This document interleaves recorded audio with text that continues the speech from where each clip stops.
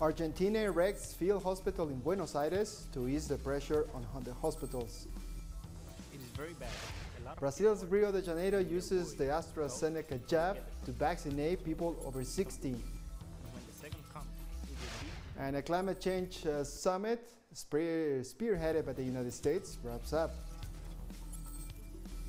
Hello and welcome to teleSUR English. I'm Jose Daniel Lopez in Quito, Ecuador, and this is from the south. Argentine authorities have set up a military field hospital in Buenos Aires as hospitals struggle to cope with a new wave of COVID-19 infections. The country's hospitals have been overwhelmed by an increasing number of COVID-19 patients and lack of oxygen cylinders. New lockdown restrictions have already been put in place. Health officials have attributed the surge to the more contagious Brazilian COVID-19 variant. Argentina has recorded almost 3 million coronavirus cases and more than 61,000 people have died from the pandemic. We have a very high demand on the emergency room. Doctors on duty receive COVID and non-COVID patients in a much greater proportion than in the previous weeks. We are afraid this wave will overwhelm us, so to speak. The Manaus virus variant is in circulation in the province of Buenos Aires, in 70 to 80%, and that could have to do, and I say it conditionally, with the increase in cases, the severity of the cases, with the infection of young people, and with the severe conditions that we are seeing in older adults. Colombia's anti-riot squad has entered the University of Valle to repress a peaceful protest by students. Officers launched tear gas inside the campus located in Cali to disperse students who have been occupying the university, to demand guarantees to complete their studies and to reject proposed tax reforms and the government's handling of the COVID-19 pandemic. Under the justification of enforcing COVID-19 restrictions, local authorities have threatened the university students with the use of force to clear the campus. Also in Colombia, at least 22 people have been injured after armed groups attacked an indigenous march in the department of Cauca. The attack took place after local communities began a march against the cultivation of illicit crops like coca in the region and following the murder of local indigenous governor Sandra Liliana Peña. Communities expressed their anger due to the continued violation of human rights while denouncing the lack of protection from the state. On Friday, health authorities in the Brazilian city of Rio de Janeiro announced that 90% of residents over the age of 60 have received a first dose of a coronavirus vaccine. We have finished this phase and will become one of the first capital cities to vaccinate the elderly over 60 years of age. Why did we choose the elderly? What was the justification? They are a priority group because they face the most likelihood of hospitalizations and more chances of dying from COVID-19. And staying in the Brazilian city of Rio de Janeiro, people aged over 60 are being vaccinated against COVID-19 with the AstraZeneca jab. The country has registered the world's second highest COVID-19 death toll and leads the Americas and the entire southern hemisphere in terms of its overall recorded death rate. It is very bad. A lot of people are dying and we are worried. So, when we get the first dose, it already gives some relief. And when the second comes, it will be even better. We are losing a lot of acquaintances, neighbors. I hope the vaccine will calm things down, that it gets better, so we can work, take a walk, because everything has come to a halt. People aged over 80 are receiving the Pfizer COVID-19 vaccine in Peru's capital Lima as the country accelerates the inoculation campaign using military bases and sports stadiums as vaccination centers. The country is registering more than 300 daily deaths from the virus in what interim President Francisco Sagasti has described as the peak of the second wave. I am happy because I have brought my auntie to get vaccinated. She is 86 years old, and this vaccine will protect her from the virus that we are all suffering from at the moment. We came to get my mother vaccinated. Everything ran smoothly. There wasn't a long queue. Everything in order. They give preferences to people in wheelchairs. But now, thank God, my 84-year-old mother is vaccinated with the first dose. I didn't want him to get vaccinated. He is 96 years old, and he never gets sick. But my brothers and sisters were all saying that he should be vaccinated, so we are going to get him vaccinated. 16 provinces of Ecuador enter a curfew and other mobility restrictions this Friday to fight the spread of COVID-19. The measures will be in place for 28 days and were issued as part of the efforts to fight the rapid surge in COVID-19 infections and deaths. A nighttime curfew will be implemented from Monday to Friday, while weekends will see a 24-hour curfew during which time individuals may only leave their homes for essential purposes, including the purchase of basic goods and responding to medical issues. In the remaining provinces of the country, other measures will be in effect, such as the prohibition and sale of alcohol, the use of teleworking where possible, and the suspension of in-person classes. Chileans have protested to demand early access to pension funds in the face of an economic crisis and called for the resignation of President Sebastián Piñera. Several protests erupted across the country as President Piñera tries to block the initiative in the Constitutional Court. Chilean senators on Thursday green-lighted a move to allow a third drawdown from pensions, which has already been approved by the Chamber of Deputies. Mass protests have been called for the next few days, as well as calls for strike action by several unions in the country. Congress already approved two previous withdrawals of 10% from pension pots in July and December. We'll take a short break now. Don't go away.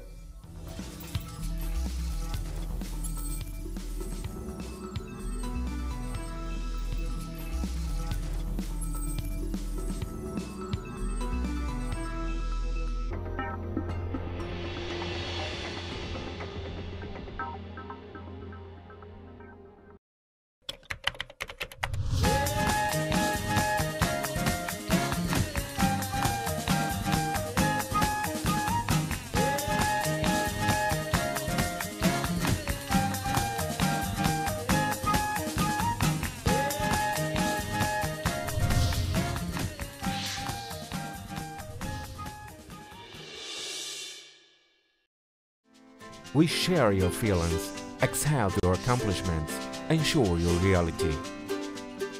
Our approach is global and keeps us in tune with the peoples. Caribbean countries also get our signal. With enthusiasm, we will continue to broadcast for them. Because we are teleSUR, the news broadcaster from South America and the Caribbean.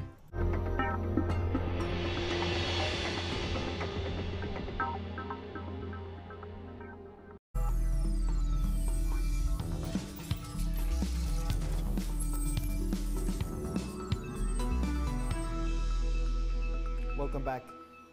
Bolivia have wrapped up a forum titled The Re-Encounter with the Pachamama, which sought to promote legislations aimed at tackling ecocide and deepen the protection of the environment. The event saw the participation of academics, activists, and intellectuals from both Bolivia and the rest of the world. A high-level panel also featured the presidents of Nicaragua, Venezuela, and Bolivia, as well as the Prime Minister of Dominica and Cuba's Foreign Minister. The forum was held in the framework of International Earth Day, a UN-recognized event that was established following a resolution presented by Bolivia 12 years ago. During the conference, the President of Bolivia, Luis Arce, informed on some of the measures approved in the country to protect the environment. We have approved Law 071 of the Rights of Mother Earth of December 21st, 2010, which recognizes the rights of Mother Earth as well as the obligations and duties of society to ensure respect for these rights. With this law, the Ombudsman Mother Earth is created, which we must recognize needs implementation. We have advanced in the approval of Law number 300, the Framework of Mother Earth and Comprehensive Development for Living Well, where the vision and goals of comprehensive development as a means to achieve good living are identified, as well as the guarantees of the rights of Mother Earth, among other issues stressed in this law. In this same law, the Plurinational Authority of Mother Earth has been constituted to work on the dynamic processes of climate change. In recent years, several states have also recognized that nature has rights, such as Ecuador, New Zealand, which recognize that the Huancuanui River is a legal entity. Likewise, A recent landmark ruling by the Colombian Supreme Court of Justice also ruled that the Amazon has the same rights as a person. Also speaking during the event, Venezuelan President Nicolás Maduro spoke of the need for united action to demand global compliance with the agreements reached on climate change. A huge mobilization of environmental and social organizations, and also for the Bolivarian Alliance for the Peoples of our Americas to present the agenda approved in this meeting of the Pachamama to the world's governments at the summit in Glasgow in November of this year, 2021, to resume the initiative, as President Daniel Ortega said, to resume the initiative to demand compliance with the agreement signed, to resume the initiative to raise a grand lobbying movement for a great change in the world model, to resume the initiative to demand actions that allow our peoples access to new technologies, to financing, and to the construction of a true green economy. Cuban health authorities are getting ready to launch a mass vaccination campaign against COVID-19 in Havana in May. The Cuban Health Ministry stated that vaccine candidates Soberana 02 and Abdala will be applied in all Havana districts that were not already part of Phase 3 clinical trials. The campaign will cover around 1.7 million people. The vaccination will initially target people aged 60 and over, considered one of the most vulnerable groups. Pregnant and postpartum women and infants, as well as those who have recovered from the disease, will be excluded from the campaign. And this Friday, Cuba reported a new daily record for COVID-19 cases at 1,241. Despite the restrictions that remain in place to fight the spread of the virus, the country continues to see a surge in cases. Havana and Matanzas once again recorded the highest number of infections. Despite the rising figures, Cuba's infection rate remains low compared to other nations in the region, and the recovery rate is over 94%. As the pandemic hits the Caribbean, the region receives significant help from Cuba, India, and Taiwan, while the U.S. government has largely failed to play a leading role, as noted by Prime Minister of St. Kitts and Nevis, Timothy Harris. The Prime Minister referred in a phone interview to the lack of aid from the world's most powerful country in the fight against the pandemic. The first vaccines to arrive in the Caribbean community were donated by India. Taiwan provided face masks and face shields, while Cuba has sent its medical brigades to St. Kitts and other surrounding nations. The PM acknowledged that the U.S. is helping by providing $2 billion to the COVAX facility to supply vaccines to poor nations, but he stressed that the Caribbean has not seen any high-profile gestures from Washington. Harris noted that it's in Washington's interest to aid its neighbors by making vaccines available in the region. The U.S. could help revive economies, cut poverty, and thereby curb migration. 3 members of the Catholic clergy out of a group of 7 who were kidnapped in Haiti on April 11 have been released. The Bishops' Conference of Haiti, which has been promoted a work stoppage in Catholic institutions, including schools and universities, to protest against the escalating insecurity in the country, confirmed the release of the clergy kidnapped by an armed gang. A spokesperson for the Bishops' Conference confirmed to the press that 2 French nationals, a priest and a nun, were among the kidnapped and are still in the hands of the perpetrators. Kidnappings for ransom have surged in their country in recent months, rocked by gang violence, police repression, and political unrest. St. Lucia is again serving as a humanitarian bridge for disaster assistance to St. Vincent and the Grenadines. The help this time is coming from Venezuela and Cuba in the wake of the latest volcanic eruption. St. Lucia has acted as an aid bridge ever since the April 9th eruption at La Soufrière volcano forced the evacuation of tens of thousands of people. The embassies of Cuba and Venezuela in the country arranged the transfer of Cuba's airlifted supplies for onward passage to St. Vincent and the Grenadines. Cuba also sent 6 medical personnel to support the efforts. This week, a Venezuelan Navy supply ship left St. Lucian waters carrying relief goods. The country also served as a humanitarian bridge for Cuba and Venezuelan assistance to neighboring Dominica, Antigua and Bermuda, and St. Kitts and Nevis, following destruction by Hurricanes Maria and Irma in 2017. More stories coming up after the break. Stay with us.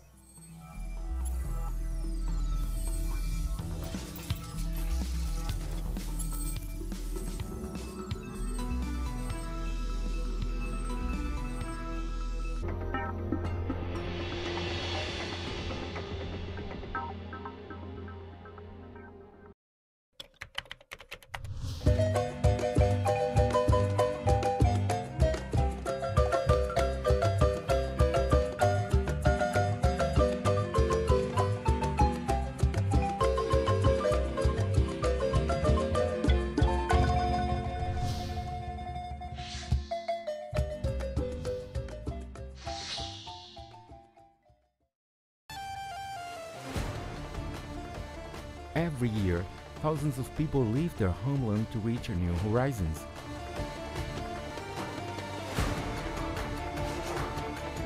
A reality of those people who struggle for their freedom.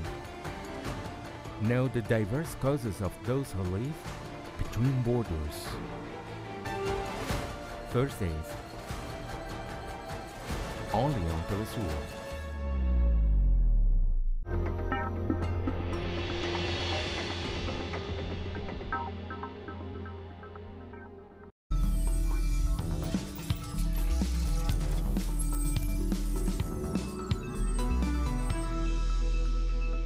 Welcome back.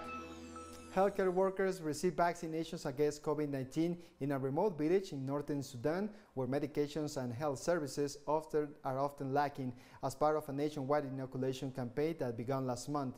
Sudan has secured the AstraZeneca doses last month through the Global COVAX initiative. Thank God, as a start, we at the Health Ministry managed to provide 3,000 doses of the AstraZeneca vaccine. We have set up workshops and trained medical staff on the methods to sterilize and follow up on the complications of the vaccine, which may occur. There is a team overseeing vaccination centers, and we have 16 other centers across the state. As a committee inspecting the side effects of the coronavirus vaccine, we have not yet found any complaints of any serious side effect. We have not even received complaints of minor side effects.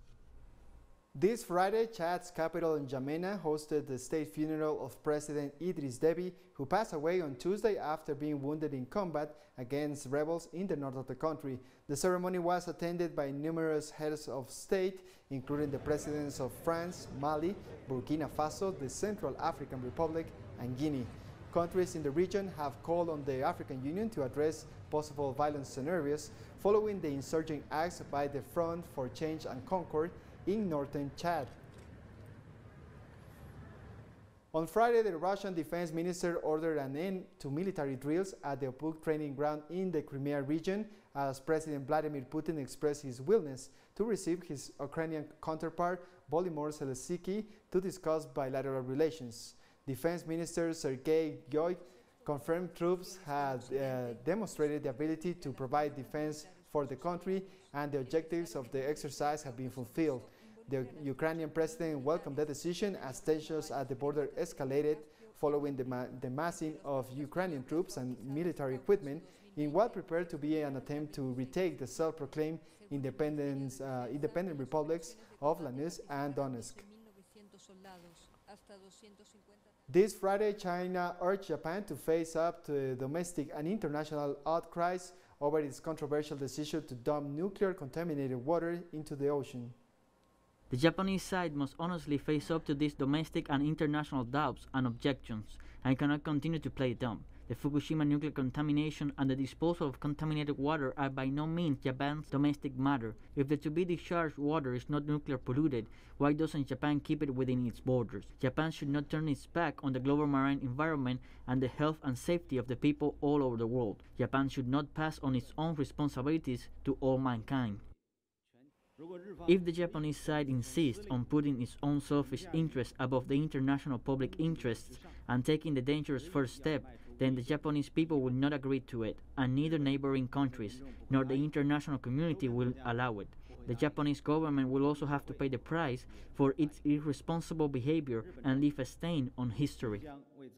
A virtual summit on climate change promoted by the United States have also wrapped up. U.S. President Joe Biden pledged a greater commitment to reduce global warming. Among Biden's proposals to the 40 countries invited to the summit was to limit global warming to below 2 and preferably 1.5 degrees Celsius compared to pre-industrial levels, a goal already set by the Paris Agreement. Japan said it aims to reduce carbon dioxide emissions by 46% by 2030. Meanwhile, Canada announced a 40 to 45% reduction in its emissions over the same period. The European Union promised to reduce its emissions by at least 55%. The UK is set to host the 26th UN Climate Change Conference in the city of Glasgow in November to accelerate action towards the goals of the Paris Agreement and the UN Framework Convention on Climate Change. More protests are planned this week in the United States in the wake of the deadly shooting of a black 16-year-old girl by police in Columbus, Ohio. This after the Biden administration announced this week it will open a civil rights investigation into the Minneapolis Police Department following the conviction of former police officer Derek Chauvin on all accounts in the death of George Floyd.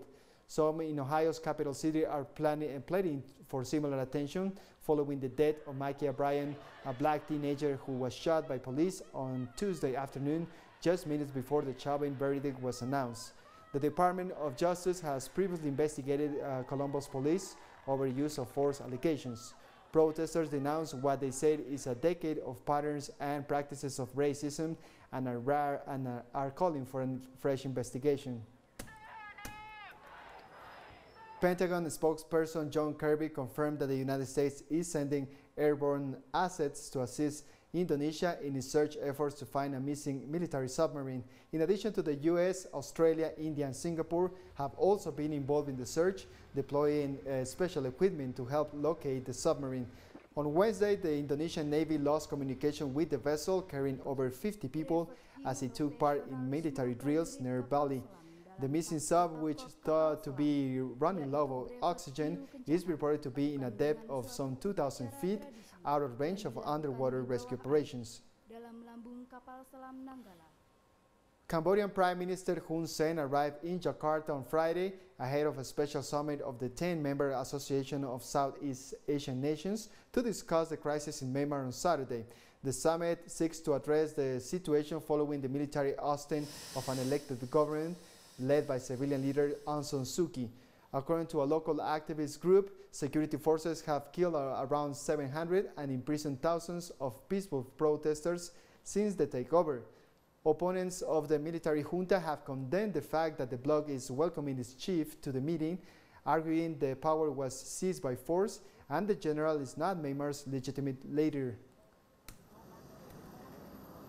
Thousands have marched in the Armenian capital Yerevan to commemorate the 160th anniversary of the Armenian genocide under the Turkish Ottoman Empire. The annual march commemorates the anniversary of the massacres in which up to 1.5 million ethnic Armenians were killed during World War I as the Ottoman Empire collapsed. The massacre has been described as the first genocide of the 20th century. Armenians have long waited to have the killings internationally recognized as a genocide with the support of many countries, but rejected by Turkey. US President Joe Biden is expected to formally recognize the mass killing and deportation of Armenian people from 1915 to 1916 and as a genocide on Saturday.